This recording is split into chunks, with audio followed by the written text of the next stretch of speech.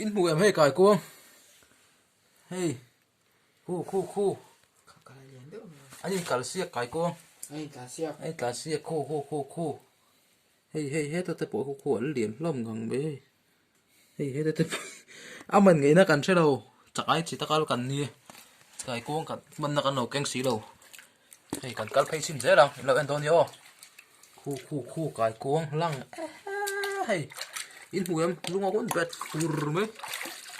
cài cuông liệt hey anh râu hay cài cuông cài cuông một thằng hàng chung hồ dễ đi nào